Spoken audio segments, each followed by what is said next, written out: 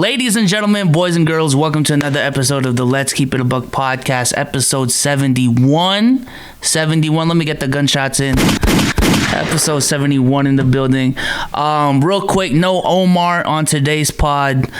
He is out and about. He is busy. It is all good. We will see you next pod. Shout out to Omar. But we got the regulars in the building. Damos, it was good to the chat. What's good, chat? Back at it again with the Backwoods hoodie. The classic. You already know. I just peeped that shit. We got Sage in the building. Hasn't had an all-star team up loss in a minute. Seems to be in a good mood. Hey, man, shut your ass up. But yeah. And we got a guest on tonight. We have Aunt Wright in the building. Say what's good to the chat. What up, chat? Hope everything is good. Hope everything is lovely. Yes, sir. So last pod we had our play-in / first round predictions, and we about to get into how bad we've been so far. But before we get into that, shout out to the Spotify people. Shout out to the iTunes people. Leave us a 5-star on iTunes. Shout out to YouTube as well. We're getting 1s and 2s every video now, you know what I'm saying? Hey, we're attacking the algorithms on the YouTube side of things. Shout out to Twitch as well. Instagram, TikTok, y'all know where to find us. But let's start off the pod by just checking in on everyone. How's everyone been? Just getting in the right mindset, as you can tell by when I joined in. YouTube, you may not know, but let's just say Chris Brown's the top 3 artist. So came in this motherfucker with the light skin mindset to play the light skin bastard tonight. My favorite player stuff, but he gotta go down, bro. So other than that, I'm getting happy as hell. You gotta fight fire with fire. You know what I'm saying? Yeah. Dom, how you been? I've been good, man. This is just another day for me. I ain't worried about too much. You look tired as fuck, bro. You good? I just woke up. Like, literally, when you called me, is when I got up and sat up. Like, yeah, I'm about to say. I know the vibes when I need to FaceTime you. I'm like, all right, it's kind of close. I need to. Yeah, but I'm good, man. All right, bro. That's good to hear. And how you been, man? I've been good, man. Busy, grinding, same thing every day. So for the people who don't know who Ant is, go ahead and introduce yourself, because I feel like a lot of our audience is like the Rusty Buckets and that side of things, Dom 2K, but I don't think our audience specifically knows much about you. So go ahead and introduce yourself, man. Yeah, so I'm Ant Wright. You can find me on Twitter. It's Ant Wright. I just started a Twitch, I think maybe like 2 weeks ago. You can find me on YouTube. It's Ant Wright. I'm more of like in the college, high school recruits breakdown type of deal. Not so much on like NBA side, but I do enjoy to watch. I do enjoy watching, but go to B Souls and TSO for all the NBA stuff. If you have any questions about college, any questions about NBA draft prospects, high school cats, I'm your guy for all that stuff, man. But catch me on there. You'll see the gold shield. Yes, sir. Appreciate that, dude. So yeah, so for the people who don't know, the way we met Ant was through Locker Room. At least me and Dom. I don't know about Sage, but I'm assuming Same. Yes, Locker Room as well. We hopped on there around February, March. We just we were in the same rooms, socialized, connected, because your net worth is your network, right, Mr. guys? Mr. Gabe, hold on, wait a minute. Time out. Matt be great. No, that's a no. First of all, I played Division I basketball. All right, that's 1. 2, I do entertain, but I am more of an analytical. I'm not going to get you with the clickbait or anything like that, and I'm not going to post about Mikey Williams once a week. So no, that's not me. So let them know. What is your So you just kind of mentioned it, like you played D1 college basketball. So what's that background like? What's your history in terms of playing basketball? I went to Oak Hill Academy for 3 years, and I played with, I grew up with Kevin Durant, Ty Lawson, Mike Beasley, Nolan Smith. Went to school with Josh Smith, Rajon Rondo. We lived together. That's Oak Hill, the prep school. You lived there, and we had our own house.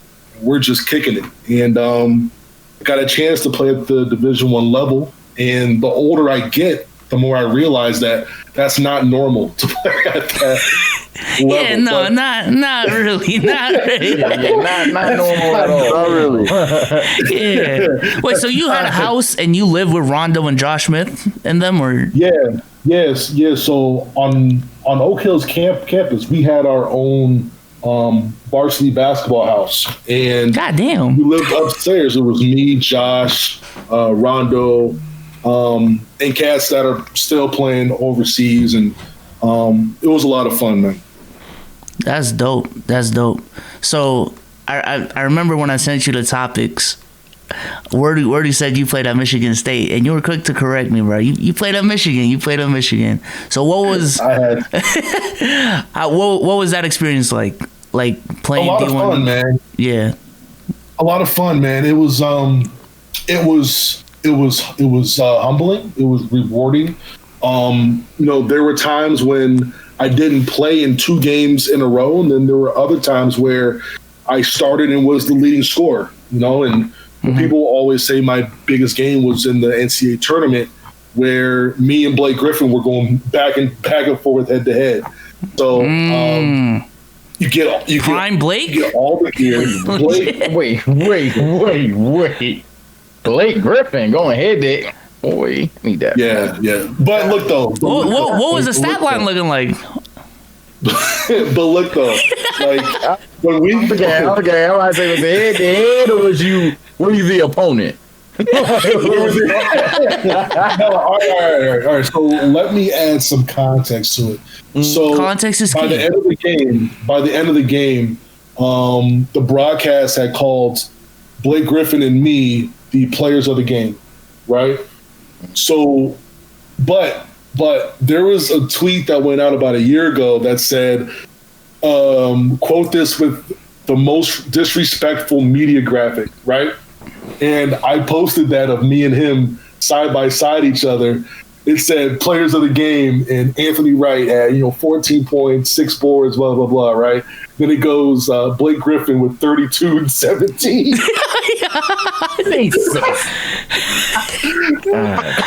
Yo, damn. That just goes to show you, bro. That just really go to show you, bro. The power creep. I mean, it's a common thing that we all should know, but it just goes to show you the power creep between NBA stars, and then even D1, let alone right, D2. Dom? Right? Pat Bev? I was about to ask my question. What's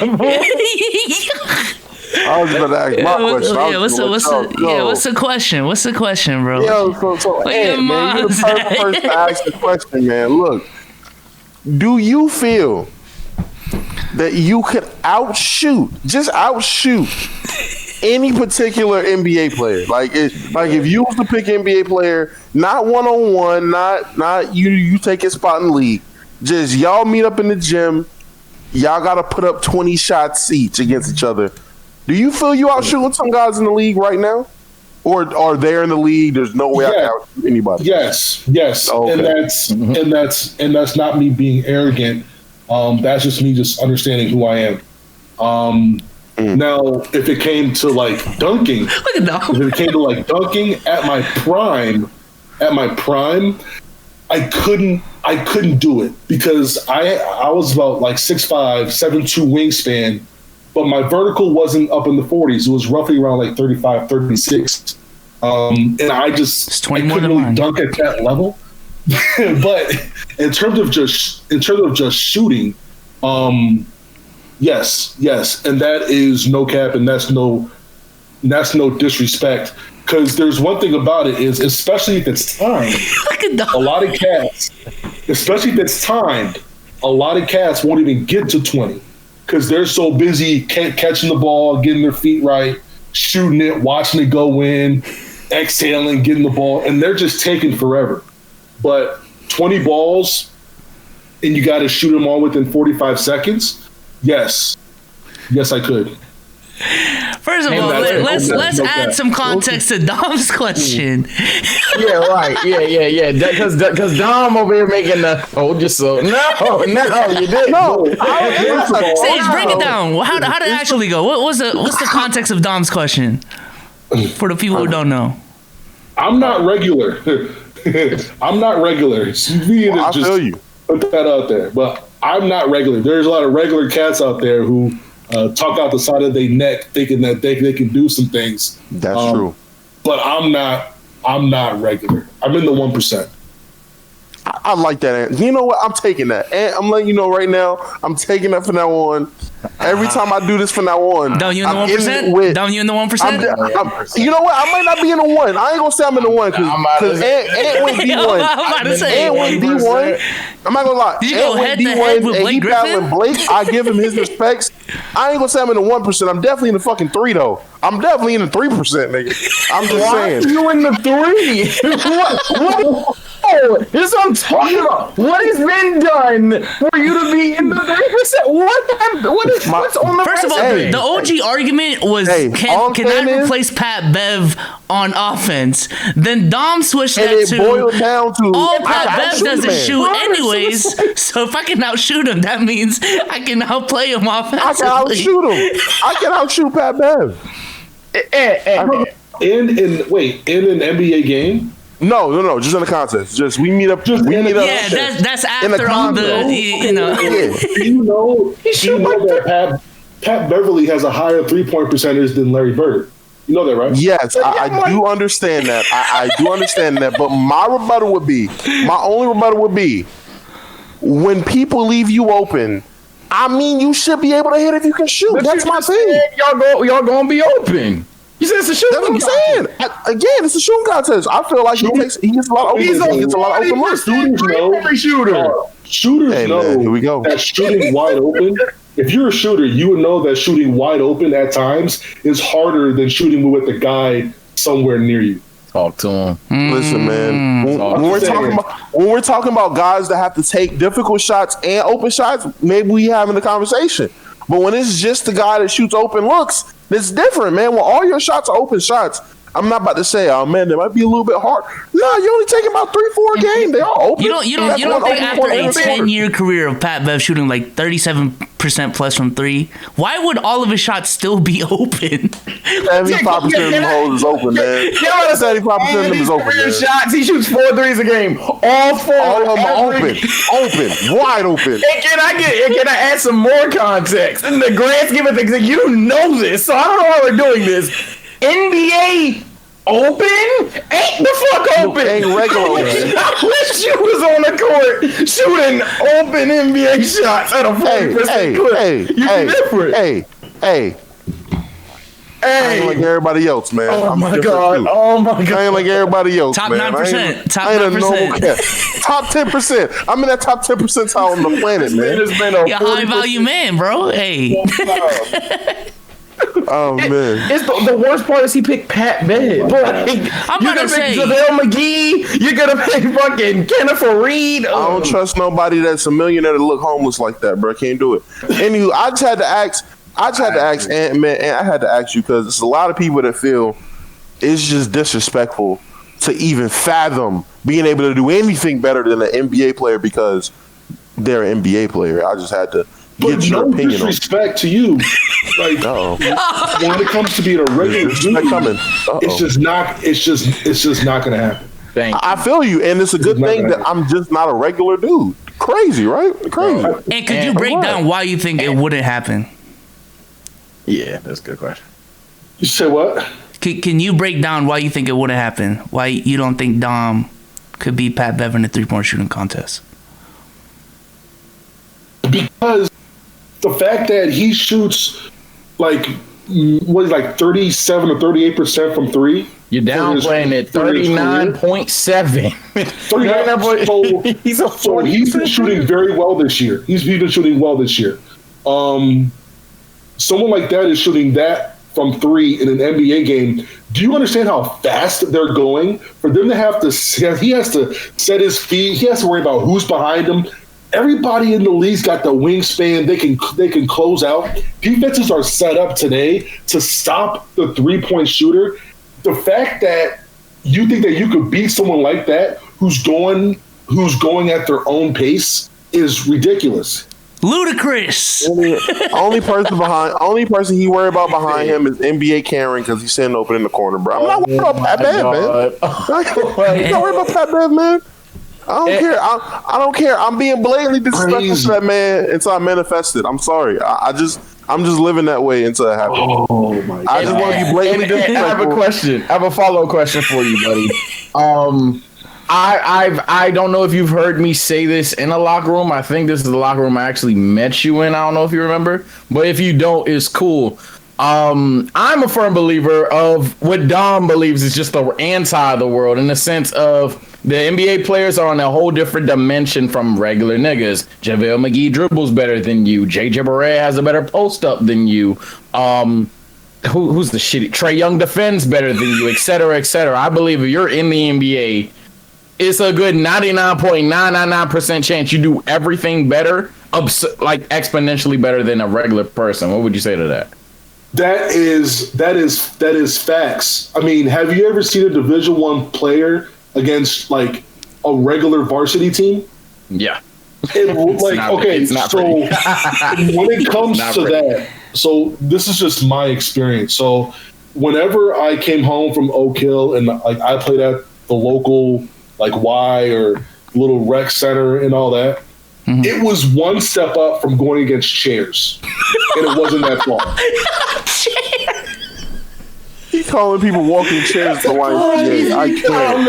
It wasn't that far. He said moving target practice. Oh shit! Walking chairs. And on top of that, this is like I grew up training myself. I never had a trainer, nothing. So I got to the Division I level on my own and by myself. I can't even imagine if I was surrounded with, with like the right adults, the right people, the right trainers and all that. That would have took shit to another level that I can't even fathom. So even me getting to where I got to was a miracle in itself. And it wasn't like I was I did not perform as an all-conference player. I could have if I had the right people in my ear, but I wasn't an all-conference guy. And that's someone like me just being a normal Division I college dude going home and basically playing against chairs. Jesus Christ. And that's no disrespect. That is disrespect, and with all due that's respect, the most disrespectful thing I've ever heard in my life. I came back, man. Everybody in the gym, I ain't gonna cap. I might start stealing that shit. You a step above a chair. You a step above just because you can move, just because you're mobile. Oh my God. Oh man, capping, and I'm not even saying that to be arrogant, but the fact that I can do whatever I want on a basketball court against 90% of the population. I mean, and then the other like 8%, I have to make an extra move for. So like it's so different. Everybody is slower than you. They're smaller than you.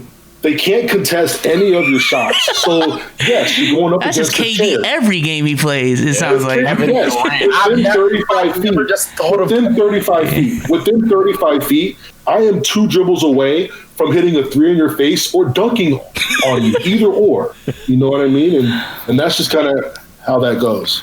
That's wild that you put it that way, because I just mentioned it, but like, that's how Kevin Durant plays NBA basketball. Like when I watch him play, I feel like that's just how he thinks. I'm like, all right. KD used to be trash, bro.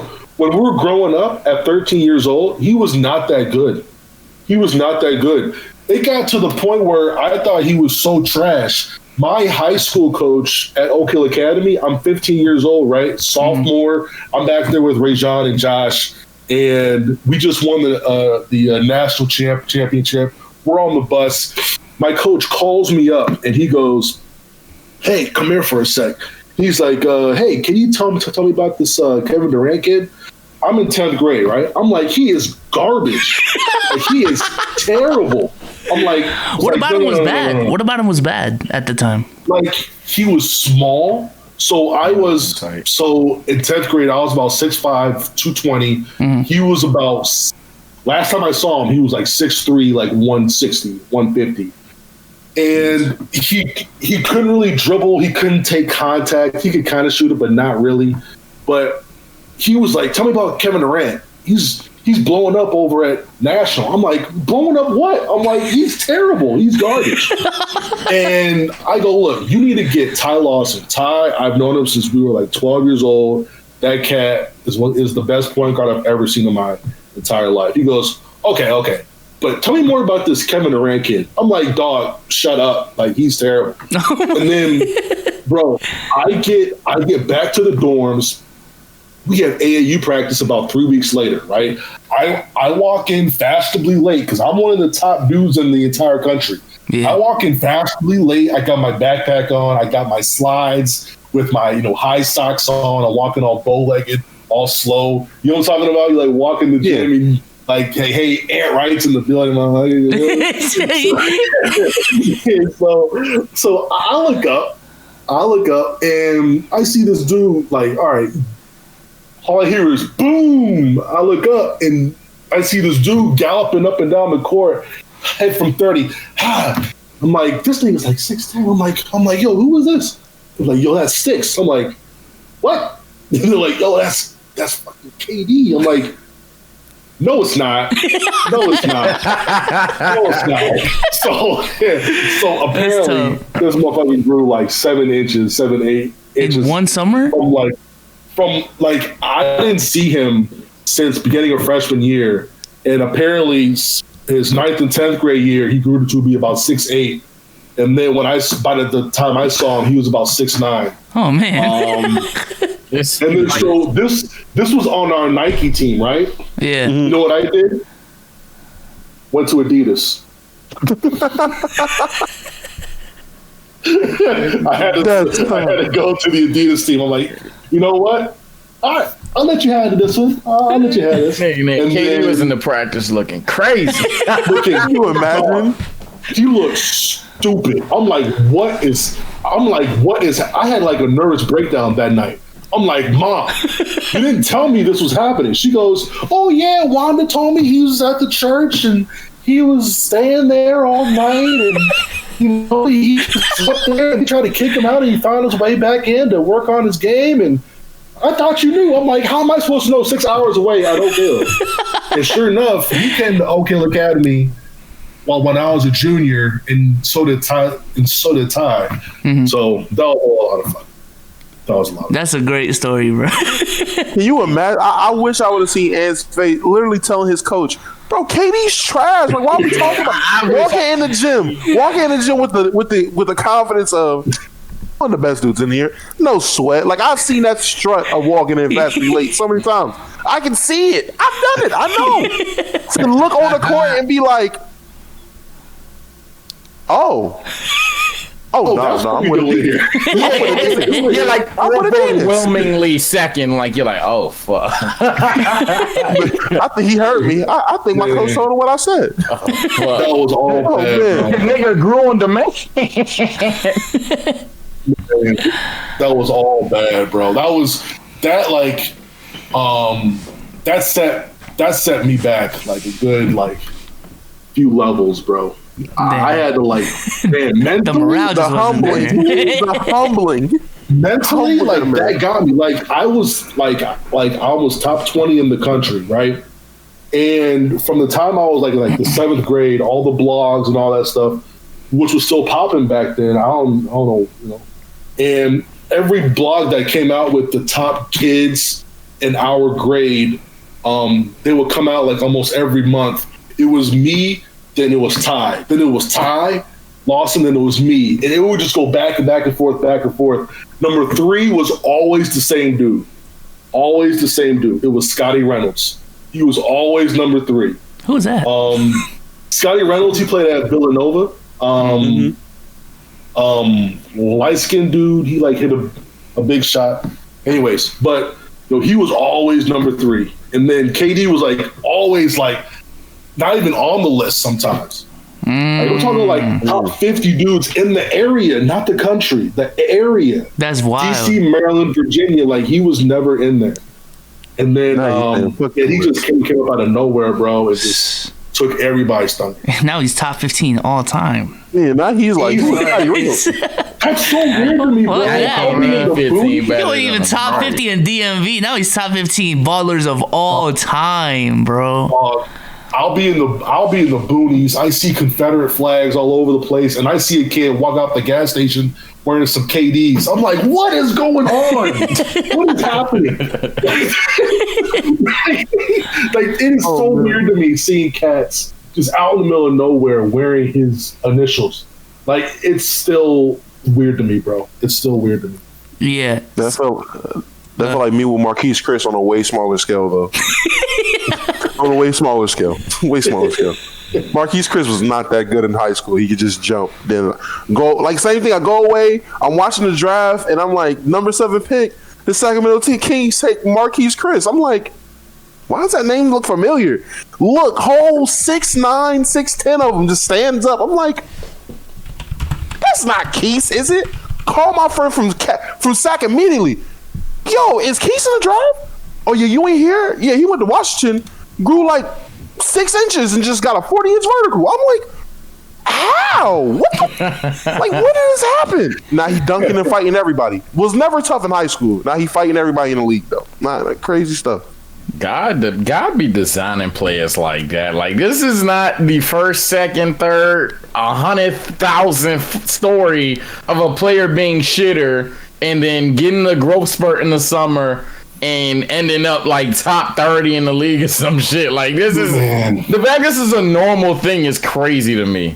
I'm not gonna hold you. He just be picking on you. You just be picking, right? You just be picking them.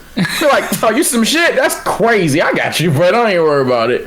Anthony Davis. Anthony Davis exactly was on mine. Anthony Davis. He's a 6'1" point guard, and then you leave and then come back 4 years later, and he's 6'10". 10 posting you up. What's going on? Oh my God. Imagine he trying to hit you with a crossover and now the pick and roll 2 years ago. What the fuck? Now you banging on dudes in the low post? Ain't no more. Your freshman year, you like 3 inches taller than this nigga. He's a whole 6'3". You 6'6". You like, oh yeah, I'm good. By the time y'all graduate, you still 6'6". That nigga is 6'10", doing everything. I just wanted to get to 6 feet, man. God stopped me at 5'8" with shoes. Bro, I just knew I was one of the ones, bro. Growing up, you couldn't tell me I wasn't about to get that AD growth spurt, bro. I was like, I just feel it. I feel it.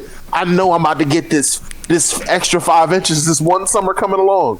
By the time junior year came along, I was still 6'2". I was like, I don't think I'm getting that growth spurt. Yeah. I don't think I'm getting that growth spurt. My knees stopped hurting. That's how I knew I was done. When your knees stop hurting, it's over for you. Like, be thankful of where you're at, because you're done. You're done. So, hey, you've obviously had a lot of years in your life where you played organized ball, and this is something that I've wanted to ask someone that's, had the career that you've had. How much do you think, and it might be different now compared to when you were playing, but how much politics is there in organized basketball on an AAU level, college level?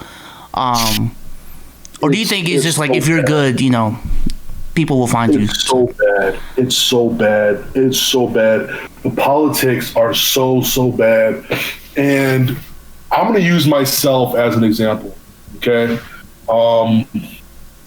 When I was in the 8th grade, a national publication, the biggest one back then, was Hoop Scoop online. Mm-hmm. Okay. They ranked me number 19 in the entire country.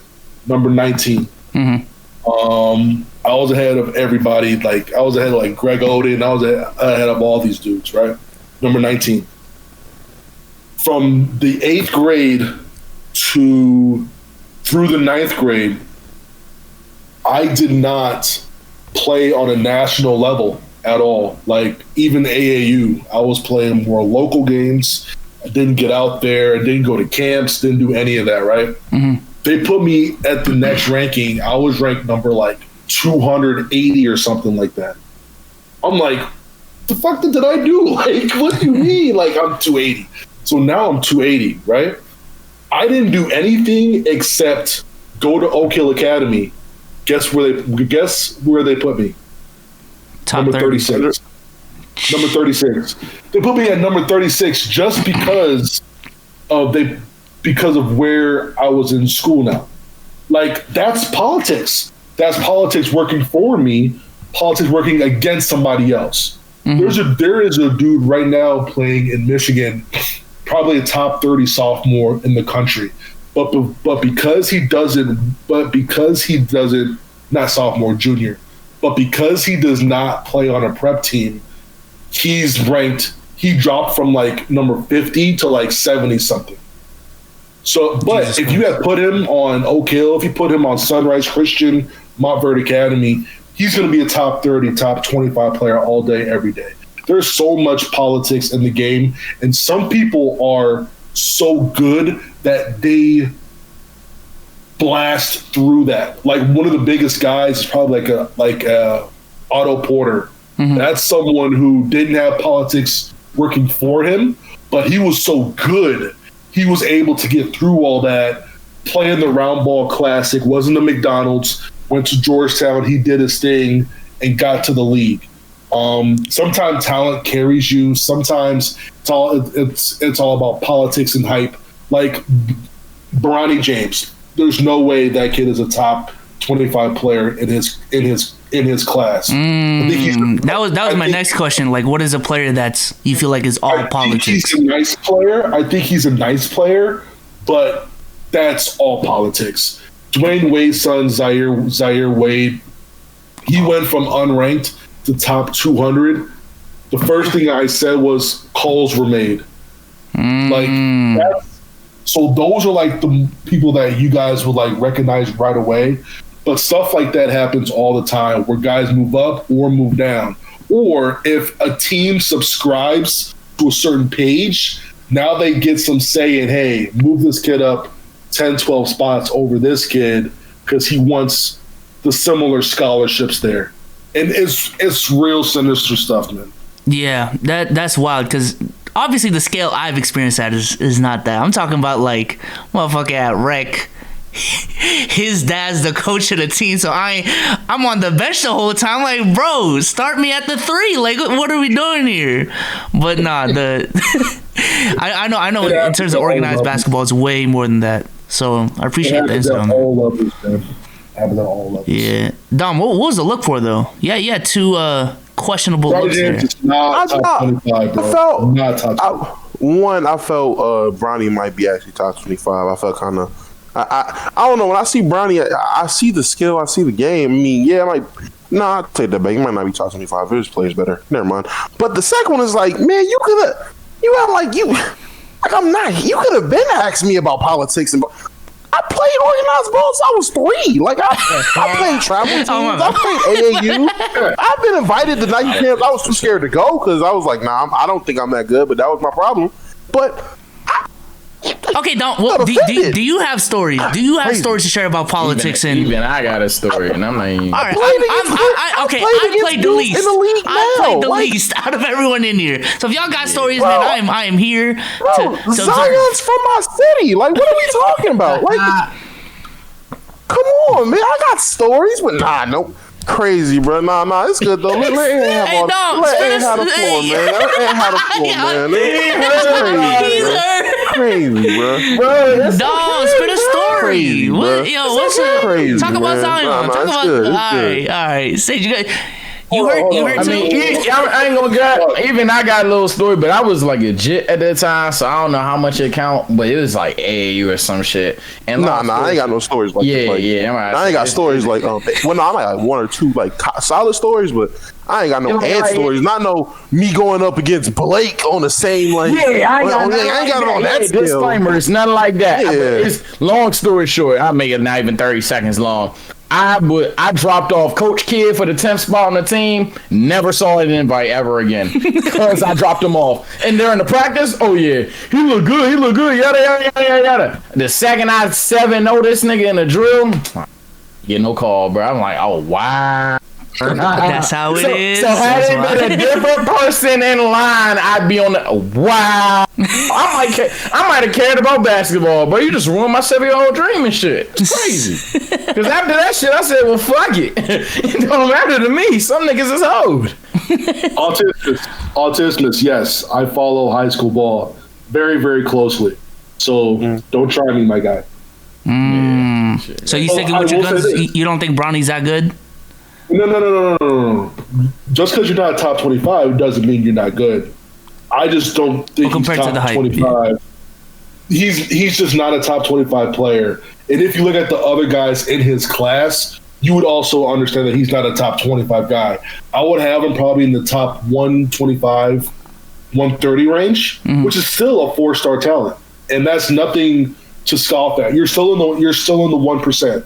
So he's just top 25 means you are a McDonald's All-American caliber player. That's just not who he is. He's not athletic enough. He doesn't shoot it to that point.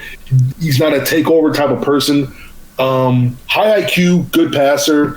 We'll see if he grows some. He's just a really solid basketball guy. He's just not top 25, which is okay. Yeah, that's not me clowning him. Yeah, that should be fine. That's being just being real. Just being real. Yeah. Yeah, that's why I had to rein it back a little bit. Like, thinking about it, I was like, I had to really think what it meant to be top 25. And I'm like, you know what? Bronny's still young. He's still got a lot of room to grow. It's not really disrespectful to say he's not top 25. I was like, yeah, I can see it. One prospect I've been really high on ever since I've seen his mixtapes, and I know it's mixtapes, but Imani Bates. Ever since I've seen his he is kind of straight. Yeah, since freshman year. So, and do you think Imani's he's the real deal, or is it just again it's all hype? There's a certain aspect of his game that people aren't really taking into account. Yeah, sure. So first, autismus, following high school basketball is weird. I mean, I think it's fun because you're watching these kids grow up before your eyes, and someone like me, who's been in my position, watching guys like I played against Steph Curry when he was 12, seeing what he's doing then I played against him again as a senior, then in college, then what he's doing now. I mean, just seeing that growth is super dope to me, and it's not for everybody, but seeing where somebody's been, evaluating their game up until to where they are as a prime NBA player is cool. So, okay, Amani, we could be real about that, right? So when it comes to Amani, I think people should pump their brakes a little bit. He is about 6'8", 6'9", but so is his wingspan. His wingspan is about 6'9" as well too. And when it comes to defense, that's not, you don't want a 1-to-1 ratio, right? Yeah. If you're 6'8", 6'9", you want to have a wingspan more like 6'11", 7 feet at minimum, right? So defensively, that's not the best. What he has going for him, he's still 17. He doesn't turn 18 until the end of January. He's very, very young, so he has a lot of time to improve. I think right now, I don't think he truly knows how to play the game, but his talent is unreal. His talent is crazy. He oozes it, but he doesn't have an in-between game. He doesn't know how to really get to the basket when playing against a structured defense. And he seems to settle for off the dribble step back threes from 30, 32 feet, way too much. I just think he's way too good of a player for that to be who he is. He scores at one level right now against decent comp, and that's from 30 feet, and he's shooting at mid 20%, and that's just not going to get it done. But he does have a ways to go. I try not to watch highlights. I try to watch full games. Yeah. And if you watch the full game, you'll see and understand, like, okay, I get it now. But because it's funny, when I watched Amani Bates and Jalen Duren play against each other live, and then I watched the highlights from all these publications afterwards. Yeah, ball is like that's politics. That's politics. They're only pushing out what's going to grab the viewers, what's going to get the clicks and all that. But they're not going to show you how he missed 7 30-foot threes in a row. They're not going to show you a turnover because he decided to shorten his steps in the lane and not get longer with them. Yeah. He has a ways to go, but I think he has all the goods to be very, very good. When he was a freshman and 8th grader, I said that this is the first cat that I've seen that could be like KD. Now I'm more Brandon Ingram, more than a KD, and that's which not is still disrespect. Good. Yeah, Brandon still Ingram really good. Yeah, is still a very good player. But KD got to a spot wherever he wanted from junior season of high school and on. Like you can't stop Kevin. And this is from somebody who had to guard this all the time. And I can't even imagine what he's doing now because he's taller now. Like I couldn't guard him at 6'9", 6'10". The dude is 7 feet right now. I don't care what anybody says. He's certainly 7 feet. And he's doing unreal things with a basketball. You can't contest his shot. His jump shot, the rim's 10 feet. His jump shot, he's shooting it at like 10-8. Like, what are you doing here? 10-8. You know what I mean? So, it's crazy. So since you're one of the few that have guarded Kevin Durant to some degree, when people talk about Kevin Durant being the greatest scorer of all time, to that you say what? Facts. I think it's facts because he can hit you in every way possible. He can go left. Then when he pulls up, you can't block his shot. You cannot block his shot unless you're lucky by jumping a second early and you come from behind and try to get it. But like a primary defender is just not going to block his shot when he pulls up. Yeah. And that's from 3, that's from midi. And he can get to the rack with his left, with his right. He's highly skilled. He's 6'11", 7 feet, but he moves like he's 6'2". And that's that's a wild part. Description. Yeah. That's the scary part. Like he's not like a Giannis or a Ben Simmons where they're like that point forward, but they're a little stiff. KD is so mobile and he's so smooth with how he moves with the ball. His steps. When you're watching him play, look at his steps. Look how far these steps are. And it looks like he's going slow, but he can go 25, 30 feet on like 2 or 3 steps with the basketball off of like one dribble. The way that he can cover the ground and get to his spots is just unmatched. It's just unmatched. I ask you that because, again, one, you've had the experience of guarding KD, but specifically on this podcast, we've talked about like guys like Steph Curry being a better scorer than KD, because we understand the versatility, but when it comes to just putting the ball in the basket, at the end of the day, I feel like if Curry's still giving you the same 30 on 50%, 40%, 90%, and having higher volume at times, I feel like although the versatility isn't there, if the consistency is there, I feel like they're still on the same level. A lot of people in the chat are bringing up or a decent amount are talking about MJ as well as a greater scorer. I think they're different. When it comes to it. I say Steph Curry is like a shotgun. Like he'll go from 10 to 22 points in like 2 minutes or less. Sound about right. Yep. KD is death by 1,000 cuts. This dude will get you 2 to 4 points every like couple minutes. Then at the end of the game, you see he has like 42. You're like, how did he get 42? Like, where'd that come from? And then you like look back and like this dude was making a lot of shots. You know what I mean? But like, KD is not going to hit you with like 12 straight and just no. He's just going to go about his business. Every other possession, he's going to get a good look, and then before you know it, you're down and he's killing you. But this dude had a really funny thing. He said Nader said Monte Ellis is better than prime John Wall. First of all, that's blasphemous. But I will say that Monte Ellis is the best high school player I've ever played against. Yeah, Monte Cole. Monte Ellis was impossible. Impossible. And like I had to guard Lou Williams, and Lou Williams shook me so hard with an in and out spin. Yo, I thought every ligament in my body tore, bro. And I got so mad, I tried to punch him in the back of his head, but he had spun and jumped so far away, I couldn't even reach this man. But Monte Ellis, crazy call. That's wild. No, that's an interesting perspective on the scoring debate. So you've been trying to get into the social media side of things, podcasting as well. So how has that transition been like? Like what's your goal?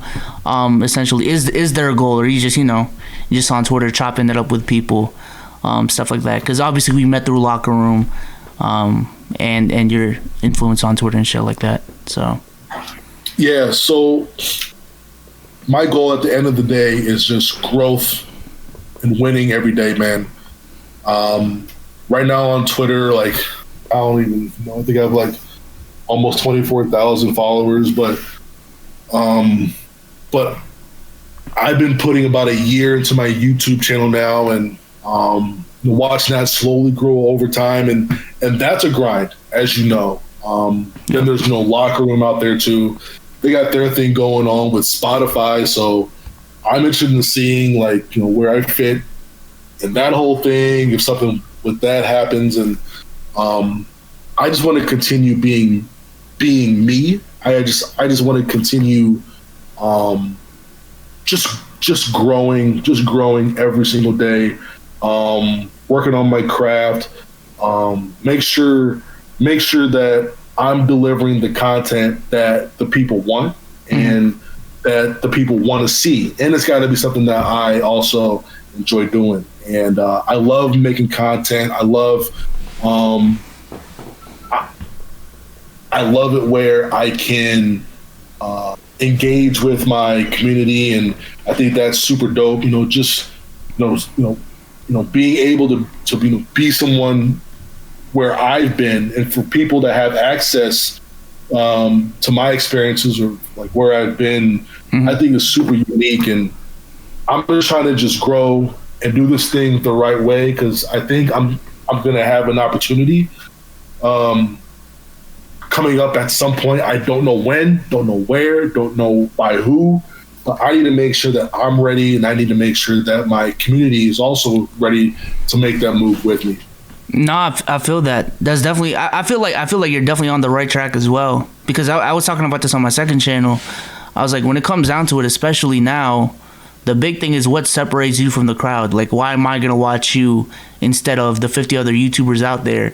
And just from this conversation we've had on this pod, you had certain experiences that, let's just be honest, 95% of NBA YouTubers and NBA Twitter don't really have access to. So yeah, you're definitely on the right track. I think that opportunity is coming soon. Just keep up with it, man. Just keep up with it. You're definitely on the right track.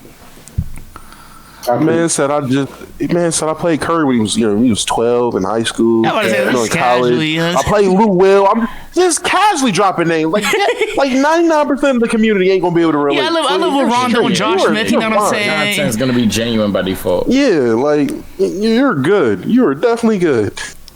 Kyle Lowry, he was busting our ass in Philly, bro. Kyle Lowry was giving Rajon the business. We were down by 20. Yeah, bro. Like, I don't know.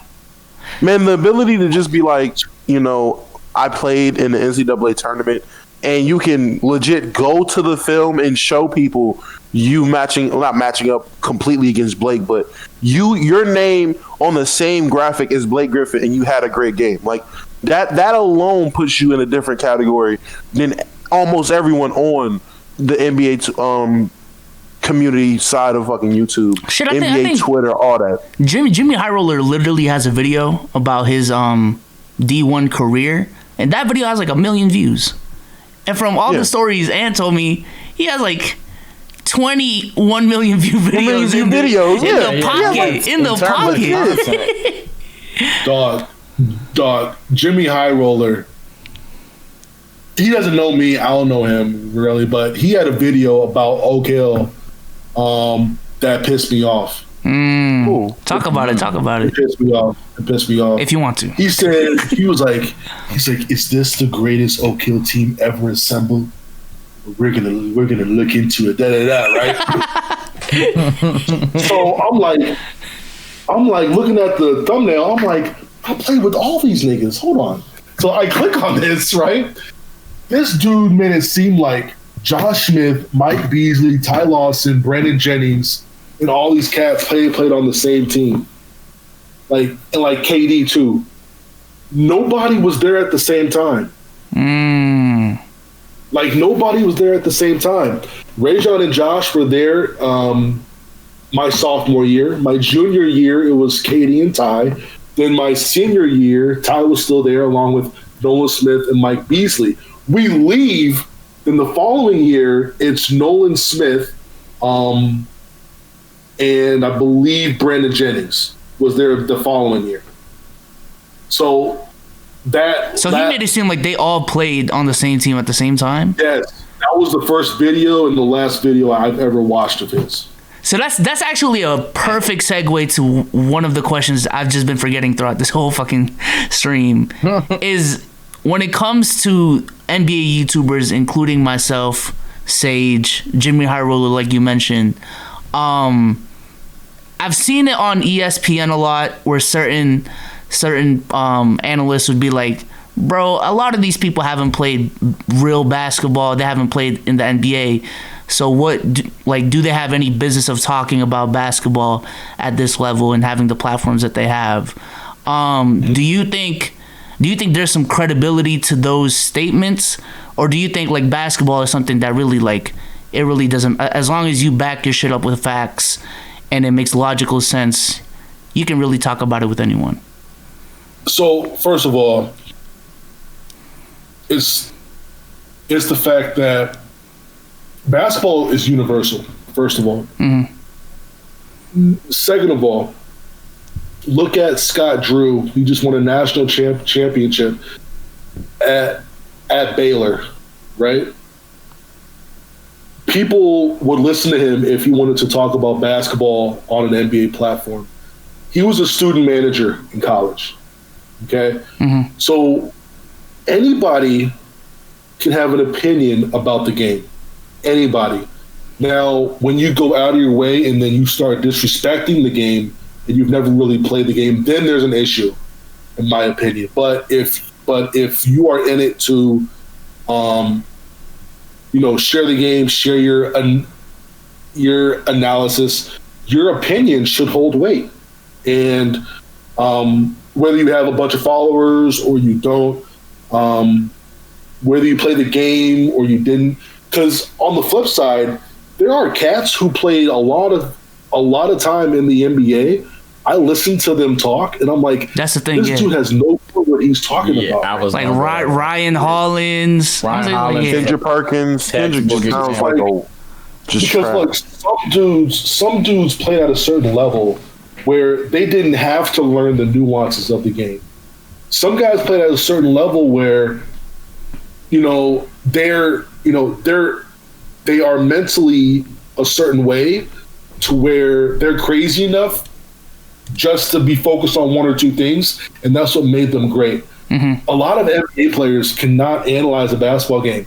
Didn't you see Candace Parker putting Shaq in a blender for like a month straight? Just about switching. Shit, I ain't got nothing to say now. just about simple stuff. Just about simple stuff. And just how someone who didn't play basketball, that doesn't make you not qualified to talk about hoops. But at the same time, it doesn't make you automatically qualified to talk about hoops, even if you played your entire life. Yeah. You come with the content, and then we can figure out if you know what you're talking about or not. You know what I mean? So, I think that, like, I love YouTube, and I think it's super dope, and it allows people to have a voice and build a community off their voice. But when it comes down to your content being very either like just like Jimmy High, his thing with that thing just pissed me off. So like something if it's factually incorrect, you know that's a whole nother thing. I'm just talking about like analysis. Yeah, like I'm bringing up facts, and you're in the comment section. I'm like, bro, look at yourself. Like I'm like, bro, refute the facts. Like that's not what we're here to talk about. Literally lying at this. I get texts all the time. I get texts like once a month. Hey, bro, you play with Brandon Jennings? You'll never talk about that shit. I'm like, because it never happened. That's why. Like, well, that's not what this dude said, and this got 6 million views. Good Lord. Yeah, I wanted to overthink reality. Something. I wanted to ask you in the sense of you mentioned the players that or guys who don't play the sport that have this take of disrespecting the game. I am one of those dudes that like have that little rant thing or whatever, but I've never been the type of guy who disrespects the game to a certain level. What I mean by that is, for example, let's take a guy like Russell Westbrook, who day in and day out, I slowly believe, and I know Dom in the face, slowly believe he's becoming one of the more underrated players in history. And what I mean by that is he has his moments, and to put it bluntly, Russ is gonna rust, but I feel a lot of people devalue him to where they act like all he's done doesn't, I don't even know the word, but create enough pressure and enough intensity and focus on his game that if he has a bad game, hypothetically, that is now pushed under the rug because it's like, oh, here Russ going on with the turnovers, here Russ going on with the break shots and shit like that. What would you say? What would you say to people who are quick to slander superstars? People that call NBA All-Stars losers. People that are just like for example, takes where obvious role players are now being seen in the same limelight as players that are on the billboards 24/7, 365 because of certain stats, like Carmelo Anthony not being a great scorer or etc. You get what I'm saying? Yeah. So the thing with Russ is that it confuses a lot of people. It confuses a lot of people because people who don't know the game can't use analytics to really back up what they really want to talk about. Because Russ is such a stat sheet stuffer. He abuses box scores, right? Yeah. So I think there's more confusion around him because a lot of people use analytics to break down what they're seeing. But Russ is weird to where the analytics don't really mirror what's happening on the basketball court with him. So if you don't really know the game, it's going to be harder for those folks. That's why there's a lot of like back and forth with that. Why he's so what's the word? So he's so up and then so down in the terms of like half of the people.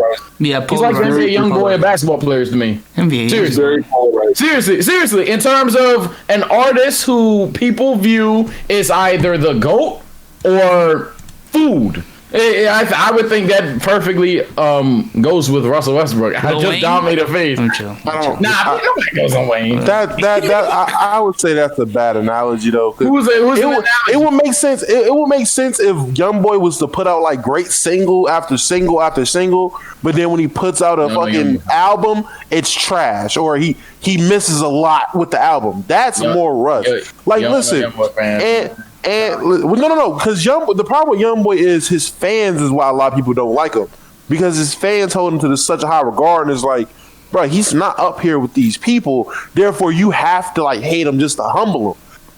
With Russ, it's way beyond Russ fans. Like it's beyond Russ fans. It's Russ himself.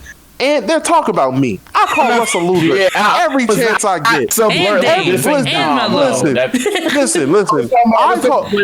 I call Russ a loser every chance I get, strictly because what we just seen yesterday.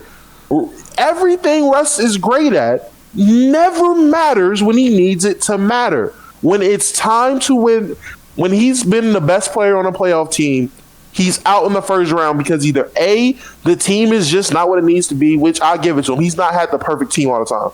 But he's just never performed to the level you would want your superstar level player to perform. He throws the ball out of bounds. He takes terrible shots and misses them. He's inconsistent. Like, what he does with triple doubles is great, but like we said on the pod when we really broke down Russ, when you're thinking of the big O, when do you talk about the big O? When you're talking about triple doubles, that's it. You might be like, oh, name your top 10 point guards all time. Then you'll talk about the big O. But no one ever brings up Oscar when you're talking best players, like unless you're like as my granddad talks about him, but that's because he still thinks Kareem's the GOAT. Like that's that generation. Russ is that type of player. Like the things he does, great. I give it to him. He's a Hall of Famer. He's one of the best to ever play this game. We understand that. But when we're talking about the best players of this era, unless you're talking about who was exciting to watch or who had triple doubles, you're not about to talk about Russ. In this era, yes, you are.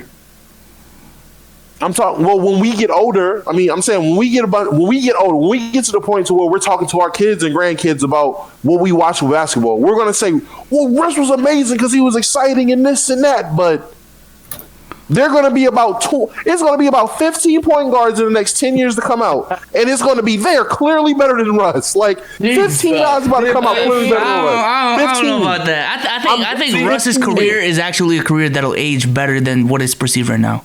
I feel like when you look back and you see 9 All-Star appearances, 10 All-NBA teams, an MVP, 4 seasons of a triple-double in a row, that's going to age well. All them seasons ends with Russell Westbrook breaking 20 shots, Russell Westbrook 30 turnovers, when every season ends like that, I'm telling you, his career is going to look really stained with all these accolades being ended with imploding. Like he's an imploding Death Star every year. Oh my God! This is the disrespect Ant was talking about. You know what? See, I originally, and he's not gonna believe me, I originally was not talking about Dom. I really wasn't. You just called this grown man a Death Star. So I guess am I tripping? Am I being delusional? I promise I wasn't. If I'm being delusional, I will take all criticism. Let me know. Look, okay, so yesterday, if the Wizards win, who do they play? They play the Nets. They play the Pacers. The Wizards. The Wizards. Nah, the Wizards play the Nets. Yeah, if they win. Oh yeah, loser goes to play. I'm sorry. You go. It's weird. It's weird. Yeah, I hate the playing system. Yeah, they play the Nets. Yeah. So they're gonna they would have played the Nets if they had won last night, right? Mm-hmm. Yeah. All right. Now, what if they lose and win their next game? Who do they play? Sixers. Spider on my desk. All right. Who would you rather play?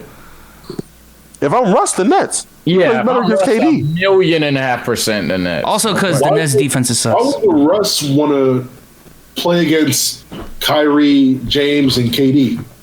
Offer it. Because Russell, when it comes to a guy like a Kevin Durant or Stephen Curry, basically guys that he has a history with or he's on that level of, he kind of rises to the occasion most of the time. At least that's what it seems like. Like he'll perform way better against a Kevin Durant and a fucking mad defense like the Nets than he would if he went against Joel Embiid and had all them defensive stoppers they got over there on the perimeter. Like that's gonna be food. Like they're just gonna look at him and be like, "Shoot, go ahead, buddy, shoot yourself in the foot, literally." Yeah, I just think that is Russ a good player? Yes. Is he a top 10 point guard? Arguable. I think Russ is an okay album that does numbers. Agree or disagree? That's a like good that. analogy. I like that. I'm fucking that. I like that. Yo, look at Sage. Okay album. I'm not trying to size and or nothing, but that is a really fucking good point. Okay album that does Okay album that does numbers. It's like What's an example? Whole lot of rain. You can have WLR. like you can have so you can hate the album, but then respect the results that it's giving you. You know what I mean? So it's very hard to argue. Well, is it good? Like, well, it does numbers, yeah, but is it good? It does numbers. You know what I mean? So Put it into YouTube terms, it sounds like Flight reacts. Like every video is not a high quality video, but you gotta respect the numbers at some point. You know what I'm saying? respect the numbers. Hey, I will say this though, that motherfucker, he grinded during COVID like crazy, crazy, and he took full advantage. And yeah, like, oh man, that dude, his work ethic is wild. I know that off rip, just from all the stuff he puts out, whether it's good or bad. Like he's putting out content like 3-4 times a day. Bro, I did 3 reactions today because I'm doing more reactions on the channel. I don't know if y'all like it's way more tiring than people think it is. And Flight's doing it like 10 times a day. Do you do yours on Twitch with people following you, or just you do it on your own and just I'm doing it on my own right now, so I can get the best quality and cut out all the bad parts and shit. But it's tiring, bro. That shit is tiring. At the end of it, I ain't gonna lie. I've definitely tried the reacting thing like on my own, and then when I tried to like recently when I do like my streams, I tried it. I definitely have a lot of respect for people that do like live reactions on the stream. That shit is tough. I'm not going. I definitely took that for granted, bro. and Sage is really good at it. So yeah, like Sage is really good at it. Bro, my two streams made me. It made me respect what Sage does a lot more, bro. Like the last 2 times I tried to stream made me respect Sage because I can go on his streams. He's thoroughly entertaining, knows what he's trying to do, all that. Nigga, I tried to pull my string. I legit got this laptop going. I'm sitting there looking at the chat like, all right, so what you want to do? Niggas just looking at me like, nigga, it's your stream. What do you mean? Like, it's your stream. I'm just sitting there like, so, you guys want to watch some basketball highlights? Like, I don't know what the fuck I'm doing. I'm like, yo, y'all got it, man. This is actually more work than I came to for. And I don't know about y'all, but really, when I watch like TikTok and YouTube and all this shit, I'm gonna just be honest. I don't be like, oh, holy shit, that was a great play. Shit, like I'm just on my phone chilling. I'm like, all right, great video. 80% of the video, I'm silent. On to the next one. But if you're recording to make content and just not sit there and just not contribute anything, that shit is hard, bro. That shit is hard. Yeah. If I have to give insight on how I feel like I've actually gotten better at my reaction, I still think I have a long way to go. But honestly, and true story, I saw an uptick in my reactions when I first studied your rage streaming critically. It was the weirdest shit I've ever done in my life, but I think it was the best thing I could have possibly done.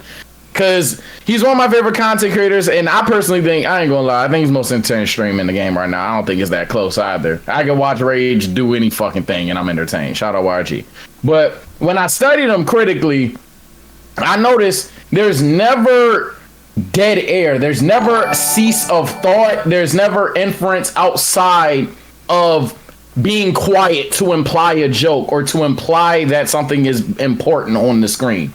Like something that's supposed to be funny, if he thinks it's even remotely funny, he's gonna laugh. Or if the video is just being lame as hell, he'll talk about something that someone mentioned in the vid. Like let's say it's a vlog and they go buy chapstick. He'd be like, I ain't gonna lie, what's your favorite flavor of chapstick? Like he'll just do some shit like that to keep everybody involved and shit like that. And I've noticed that he consistently is never just sitting there watching a video like how you are watching him. He's never just sitting there absorbing information and not saying anything. And I was like, I feel like that low key takes him to a new level that a lot of people don't have. And as Bezos, who's doing recordings offline, shout out to you, my boy, because you have to realize in moments in your editing, they're like, I didn't say shit for like 10 minutes. Yeah. You gotta go back. Probably gotta go back low key and edit it, or you gotta cut out the parts where you were.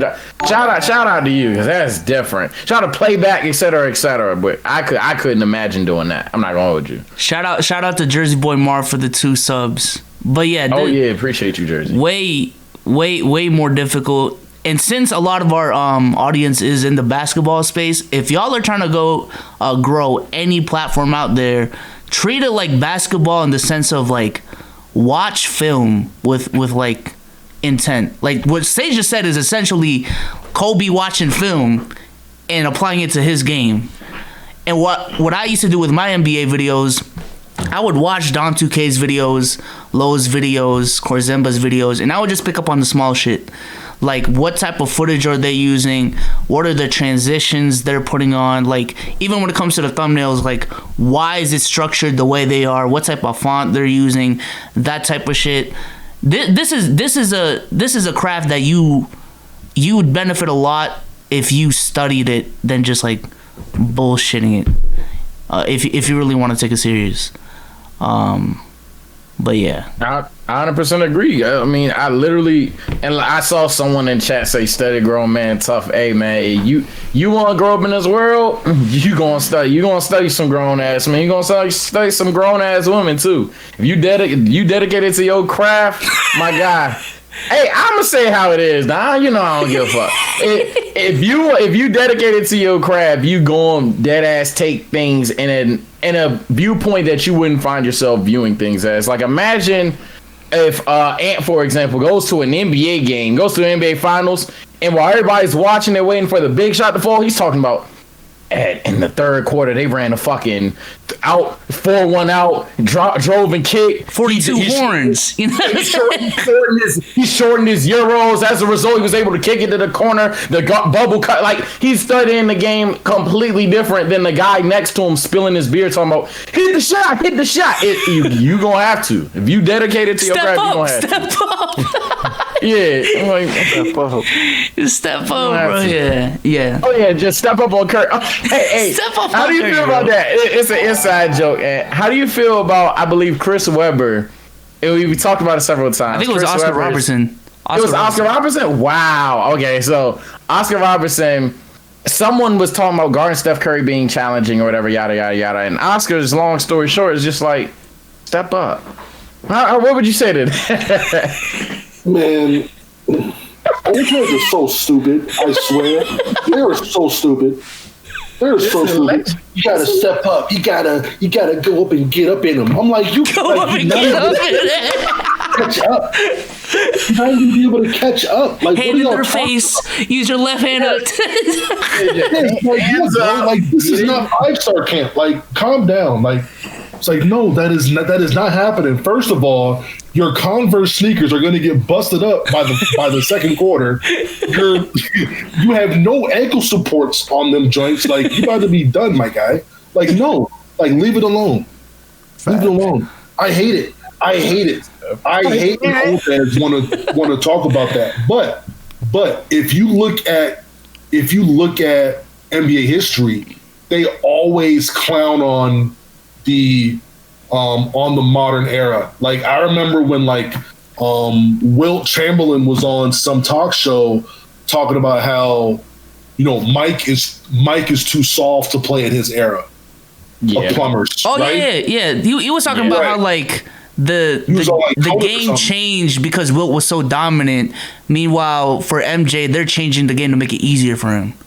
Right, exactly. Which is Dom's like, true. Dom's like, true. Dom. Dom. I didn't say a word. I didn't say a word. Nah, bro. Yeah, you did, bro. He said something. I heard something, bro. I didn't say nothing. It's here with you, bro. I ain't trip. It's here with him.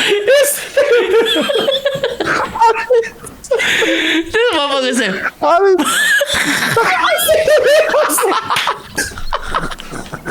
I'm serious. Listen, man. Listen, everybody knows how I feel about Wilt, bro. Wilt can say whatever he wants to about anybody, bro. Wilt wasn't a person. That was a basketball entity. He was not a person. Like Wilt's not real. Wilt Chamberlain was Willie Cauley-Stein in the 60s. Oh my god. Oh my god. And stop. Listen, and look, I got tremendous respect for you. I know you know what you're talking about. Bro, Wilt ran He was better. He was better than Wilt. Wilt ran like a sub 4.7 as a 7-footer. Flight Wilt Reaction was a myth. Average 15 and 7 in the 60s. Like, oh my god, bro. Okay. Listen, I get he was playing a bunch of You want me to slander plumbers and substitute teachers. Mid 80s, I will slander all that. Have you ever like watched a game from back then? A game? No. I watched a full 60s game a couple months Go ago. watch a game. Go watch a game. Let me know at what point you fell asleep. Listen, I'm not over here vouching for the league. I'm not vouching for that era. All I vouch for is the individual physical abilities Wilt had, which, take it away from basketball, his track record still stands to this day from the 60s. Like, Wilt was a different breed of athlete. That's all I'm arguing. I'm not. That era was whack. Like, I'm not gonna lie to you. I'm with you. That era was whack. Over 8 inches. Like Rudy Gobert would have been a monster back then. Rudy Gobert. And I understand that. I understand the evolution thing. Yeah, But we're talking about like at that time, what did they really have to base shit off of? Like obviously, in hindsight 2020, yes, Rudy Gobert would average 60. But if he grew up in the 30s, would he average the 50 we're talking about, the 40, the 30 we're talking about if he was born in the exact same year Bill Russell and Wilt? Just off of his length, it'd be really, really close. Rudy Gobert might be a bad example, but what about Curry? Because obviously Curry right now, you take him in a time machine, he's averaging 80 every 105. half. Every half. I'm about to say he's. But if Curry was born in the 20s, the same Bob Cousy was, would he really be playing the same way? You know what I'm saying? He'd be a musician. He'd be a musician. He wouldn't even hoop. He'd be in jazz clubs and speakeasies going crazy. Curry would be like, bro, this is a joke. I'm not playing. Cats made some good change back then. Yeah, that's why I respect that era of basketball a lot. It's just like, yo, they had nothing to base shit off of, and they just like made it happen.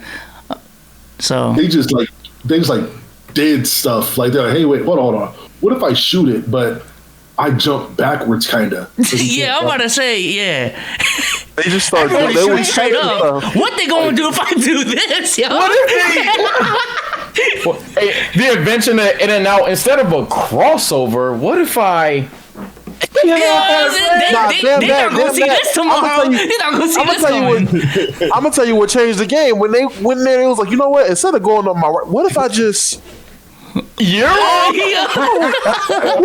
our other hand now. We going to the left, like yeah, like I was doing research on Bill Russell. He there was an article I saw that said like Bill Russell was one of the pioneers of just jumping to block shots. Before him, it was just like, bitch, get that shit out of here. They were just hands up in the chest, and then Bill comes over here, and Wilt adopted it. They're like, I'm like 7'2". Let me. I'm about to say, niggas was professional chairs in the 50s, but niggas was just standing there, just. I don't know what else I can do. Slide my feet. Yo, hey, how you react to somebody try to block your shot standing still? Just. They just run up and never jump. Hey, that's Can you imagine? Chairs, bro. That's one step above chairs. Niggas. One step above chairs. That's half a step above chairs. They not jumping. You might as well be a chair. You're not gonna leave the ground. That is stacked chairs. Fuck this shit. That is stacked chairs. Put the legs up, and that's actually what they did. Fuck it. Can you imagine? Oh my god, I gotta see that. I gotta go back and watch and see how many players are trying to rim protect standing still. Yeah, I actually want to watch the whole game now. I ain't gonna lie. I want to watch one again. Can you imagine like getting hit with the first ever triple combo? Like I go home like, Mom, I don't want to play that game no more. Yo, he went between the legs and then he switched his hands. I don't know what just happened. I gonna lie, I watched like you can't do that. I watched a game from like the 1965 finals or whatever. The Celtics were there, which, you know, kind of expected. And I watched like the first half, and after that, that's when I fell asleep. Because that was one of Ant's questions. But I'm telling y'all, I was seeing like 85 finals. Go watch 85 finals. It's just a different game. It's just a different game. But like Bob Cousy would do moves that you wouldn't expect like people from that era to do. And it's just like I don't know, it caught me off guard because I felt like going into watching that game, it would be the most boring thing I've ever watched. But when we talk about like how pace was higher in the 60s, there's a reason for that, bro. Every possession was like under 7 seconds. And like shooting was really emphasized. Everyone was just taking mid-range shots all over the place. It was interesting. It was interesting to watch. But the Laker game is coming up, like we discussed. Also, viewership is probably going to go down once that shit starts anyways.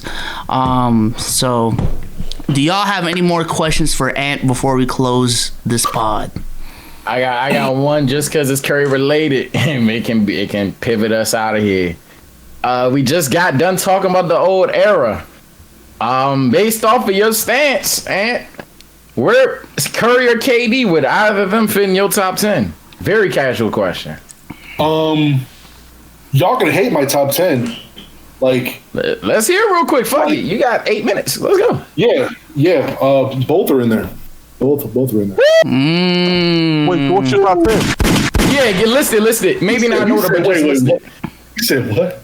Not in order. Hold on. I had this written down somewhere. Hold on. For an order. Just put Shaq first, just to emphasize that it's not in 7 order. minutes. It was only because it's 7 minutes. That's why I was like. But yeah, you don't got to put it in order. You don't got to put it in order. Written down somewhere. Because I was thinking if you was talking about that, like best. I'm talking best. Best player. Okay, so we're not doing that's great. completely Best different player, because I'm not gonna lie, I have Chris Paul in my best players. Or I'm not gonna lie, Chris Paul. Yeah, I have players. When it comes to greatest, I think that's such BS. Because I just can't include certain cats on my top 10, even though they maybe should be there based on how great they were when they played.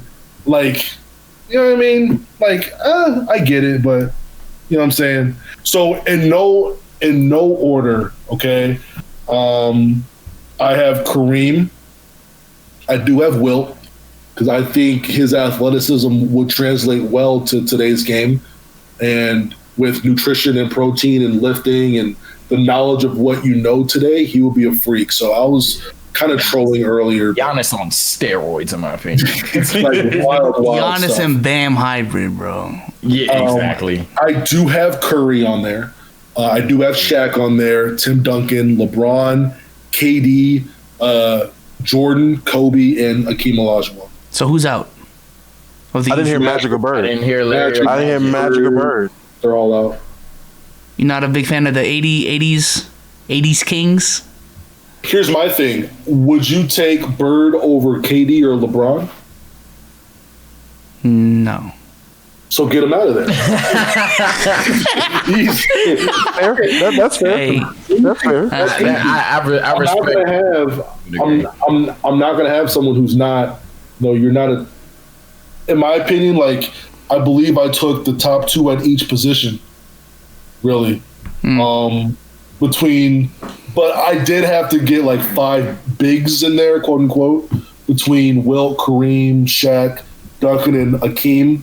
Then I went with my 5 best perimeter guys, and I would take Curry, Kobe, Jordan, KD, LeBron over anyone you give me.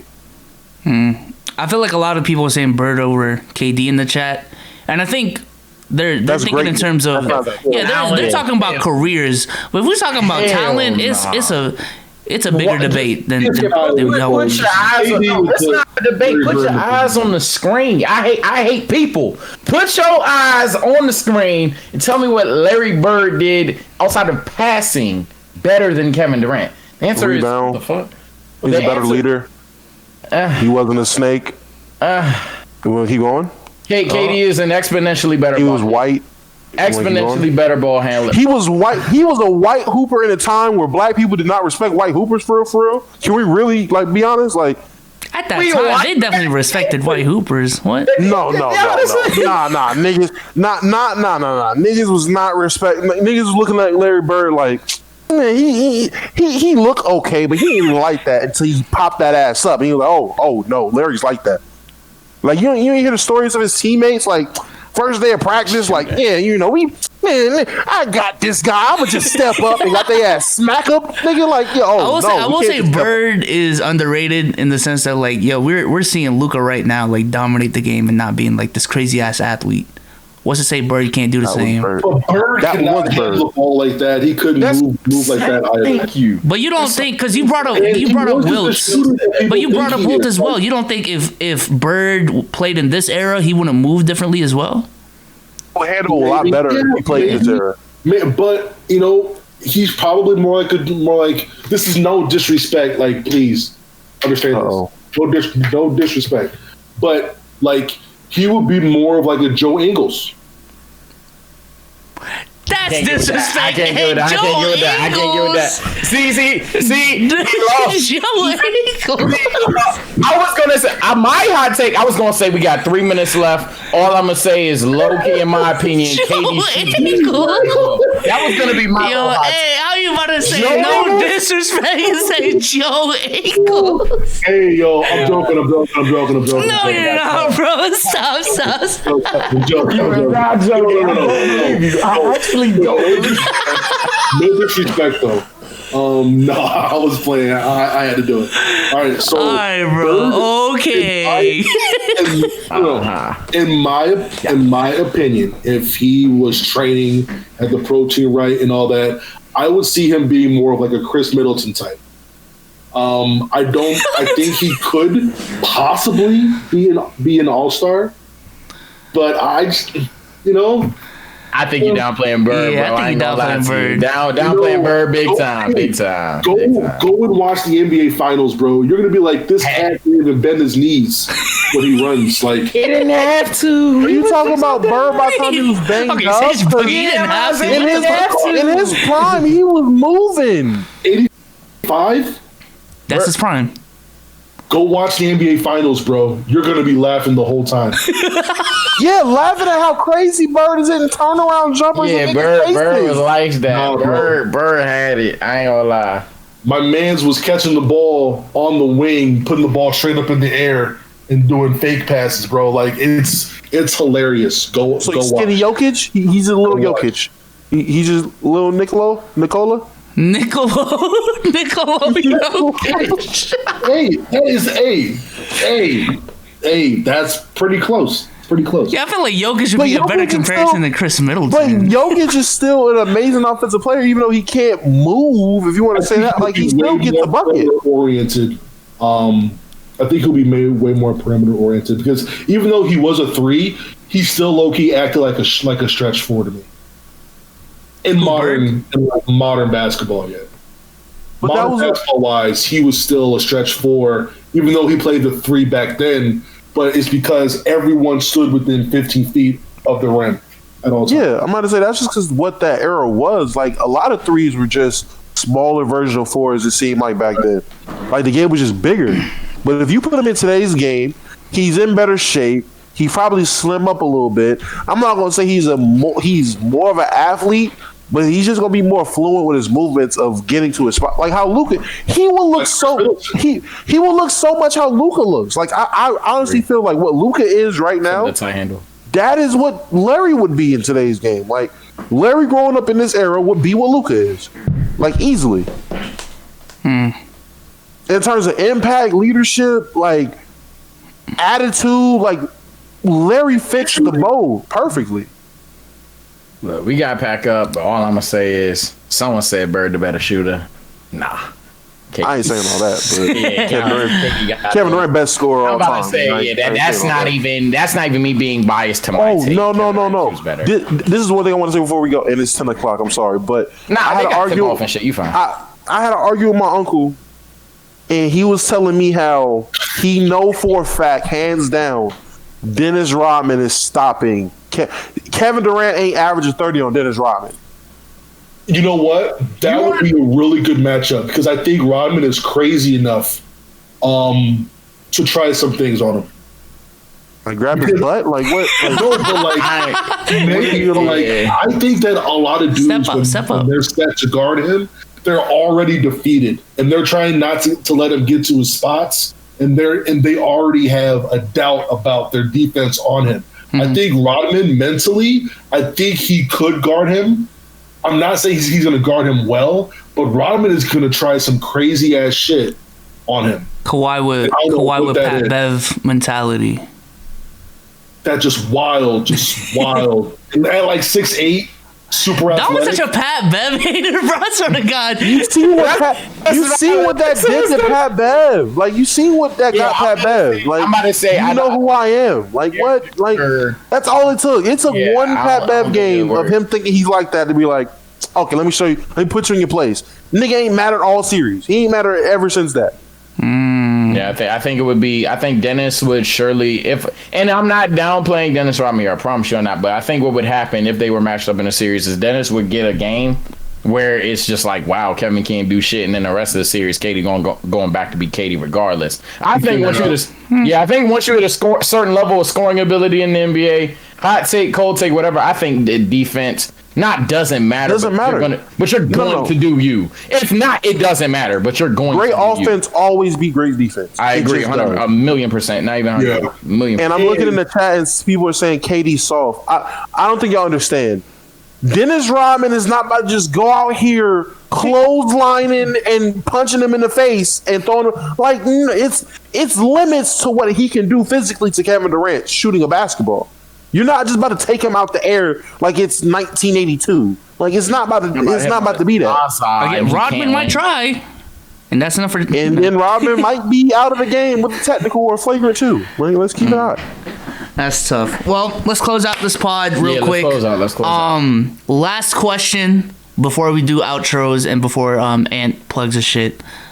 Who do y'all got winning the game tonight? Dom, Lakers, Warriors. I know, just. I don't even know why you work with me here. Holy shit.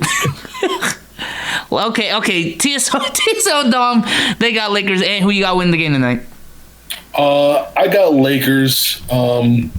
Just don't think that the Warriors have enough when it's time for AD and LeBron to kind of do his thing. I just don't see it. They have enough, all right. Maybe if they had 3 Currys, it would be a problem, but it's only one. All right. Jordan Poole's like half a Curry. Jordan Poole's half a Curry. Maybe a fourth of a Curry. We've been wrong on this pod already with the playoffs. I'm about to say, wrong again. So I'm picking the Warriors. Shout out Curry. Let's do outros. Dom, say goodbye to the people. Deuces, everybody. Go ahead, follow me on Twitter at DomChurch1, YouTube at DomChurch97, and TikTok at DomChurch97. We popping. Sage, say goodbye to the people. Follow me on Twitch, TSO_Sage. Follow me on YouTube, where I actually am going back to being a YouTuber at TSO_Sage. Add a 2-3 for the IG and just take it right back off for the Twitter. Yes, sir. And Ant, go ahead and plug your socials, any projects you got coming up. Thank you again for coming on. Very entertaining podcast. Thank you guys for the invite on here. It was super dope to just kind of chill, kick it, and talk about hoops. You can find me. It's Ant Wright on any social that's out there, on Twitter, on YouTube, Twitch, IG. Even though I don't use it the way that I should, but it's Ant Wright. Look for the gold shield. You'll see it there. It's pretty recognizable. So. Look for that, and I'll see y'all on there. All right, gonna catch y'all on Sunday. Peace out.